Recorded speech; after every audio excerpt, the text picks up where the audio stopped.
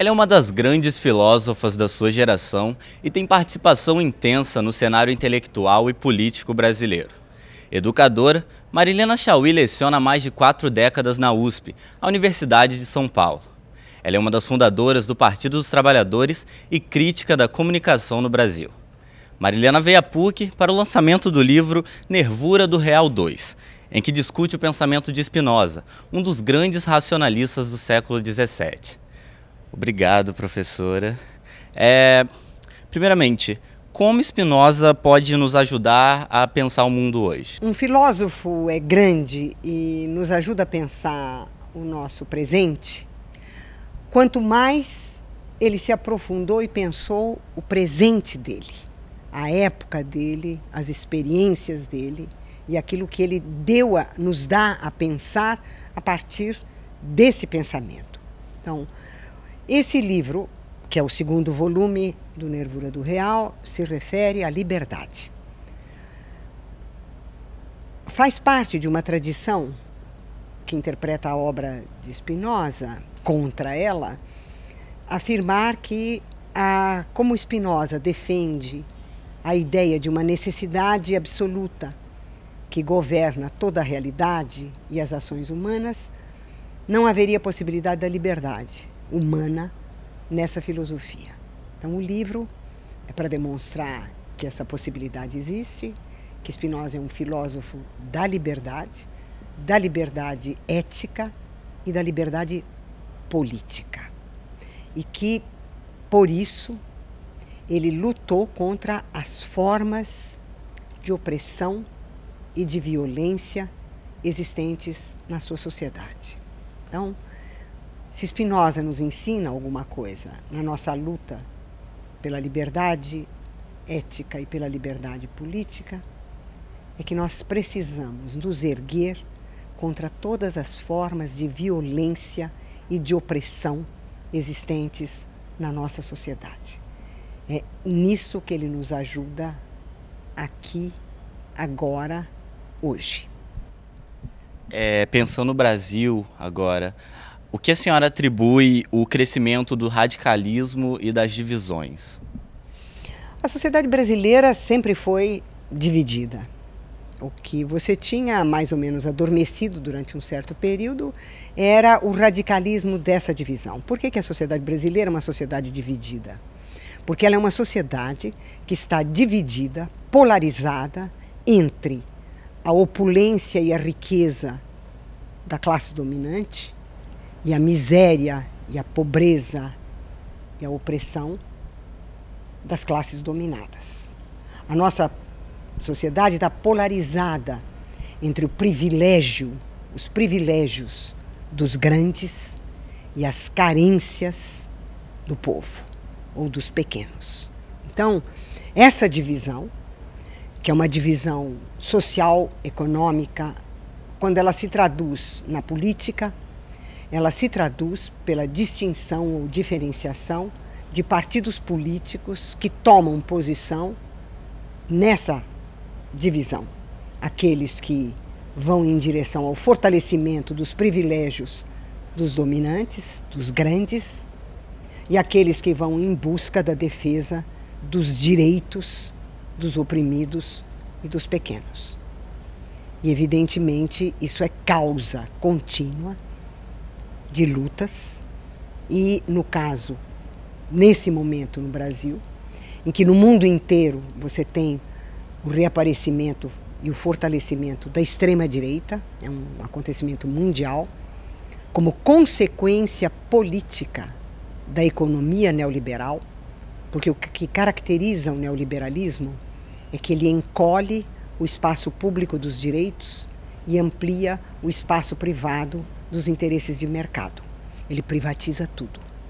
E essa privatização aumenta a divisão social, aumenta a desigualdade e aumenta a radicalidade. Isso cria uma onda de violência e de radicalismo enorme. E nós estamos no olho desse furacão. A senhora se identifica com um pensamento de esquerda, né? Há lugar para ideologias no mundo contemporâneo ou elas morreram? Não, ideologia há em toda parte. E a primeira característica da esquerda é que a esquerda faz a crítica de ideologias. A esquerda não tem ideologia. Por quê? O que é ideologia? O que foi que a esquerda aprendeu e sabe que é ideologia? A ideologia é um sistema de ideias que estão conectadas de uma maneira aparentemente racional e lógica e que tem como função ocultar a realidade. A ideologia é um imaginário sobre a sociedade que oculta o que a sociedade é realmente. E esse é o núcleo da ideologia, ser um sistema de ideias para a ocultação da realidade. Então a esquerda, na medida em que ela toma posição com relação à realidade, em que ela luta pela mudança das condições existentes na realidade, a esquerda não pode ter uma ideologia, ela só pode fazer a crítica da ideologia. A ideologia é uma coisa própria da classe dominante, das classes médias e de todos aqueles que exercem formas de exploração e de opressão. Então, as ideologias não acabaram. Imagine qual é a mais poderosa ideologia do nosso presente? A ideologia neoliberal. O que é que o neoliberalismo afirma? Ele afirma, em primeiro lugar, a racionalidade espontânea do mercado. A ideia de que o mercado é como um ser metafísico, uma espécie de Deus todo-poderoso, dotado de razão e de vontade, que governa tudo da melhor maneira possível. Não existe ideologia mais terrível do que essa, que afirma que o mercado é racional, que os interesses de mercado são racionais e que o mercado se autorregula. E que, por isso, o Estado tem que se afastar de toda a regulação da economia. Mas a ideologia neoliberal diz mais. A ideologia neoliberal afirma que cada indivíduo é um capital humano, é um investimento, é uma empresa de si mesmo. E, portanto, cada indivíduo tem que, sozinho, por mérito próprio, obter as condições para vencer no mercado e na sociedade. Ele deve trazer um plus. Ele deve vir com a educação já realizada, com o plano de saúde já pronto, com o plano de aposentadoria já pronto, com todas as capacidades para enfrentar o mercado. E de onde vieram essas capacidades? Elas vieram da privatização da escola, da privatização da saúde, da privatização da cultura, da privatização dos direitos. Porque o neoliberalismo afirma que o Estado não tem que investir nos direitos sociais, educação, saúde, cultura. Portanto, é o mundo da privatização. Que é ideologia maior do que essa? Como dizer que as ideologias acabaram?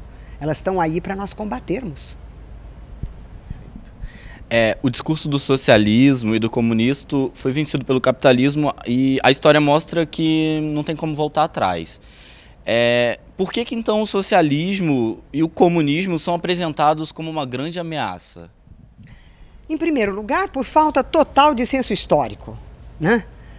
Porque as pessoas identificam comunismo com a União Soviética, com a China, com Cuba, e o socialismo com a social-democracia, que havia na Escandinávia, que havia na Inglaterra, que houve durante um certo tempo na França.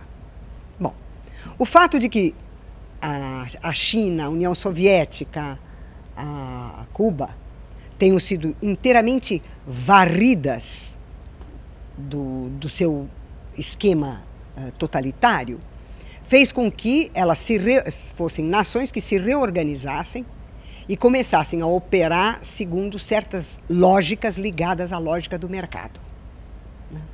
Então, quem fala em perigo do comunismo não sabe no que está falando, porque perigo do quê? Não tem mais nenhum Estado comunista no mundo, não tem mais nenhum exército comunista no mundo, não tem mais nada. comunista no mundo, nem socialista. O que é que tem?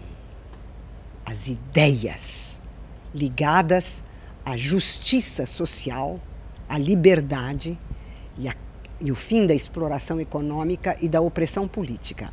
Estas ideias são ideias que alimentaram o pensamento socialista e o pensamento comunista. Essas ideias não morreram. Para que essas ideias morressem, teria sido preciso que a exploração econômica, a opressão política, a desigualdade e a violência tivessem acabado no mundo. Que eu saiba, elas cresceram num grau fora do comum. Elas estão soltas por aí como verdadeiros monstros. Portanto, essas ideias são válidas. Agora, isso é besteira da extrema-direita, bobagem da extrema-direita, bobagem da classe média, de vir com o fantasma do comunismo e do socialismo como estados existentes. Quando eu era menina, o comunismo era apresentado como o maior perigo que havia, porque os comunistas comiam criancinha crua. Todo mundo no Brasil acreditava que os comunistas eram antropófagos que comiam criancinha crua. Então, essa bobajaiada é espalhada por quê? Porque ela funciona como um modo de você controlar o pensamento das pessoas e de fazer com que as pessoas, controladas no seu pensamento, aceitem as mensagens que os dominantes querem que elas aceitem e que são veiculadas pela mídia, é óbvio.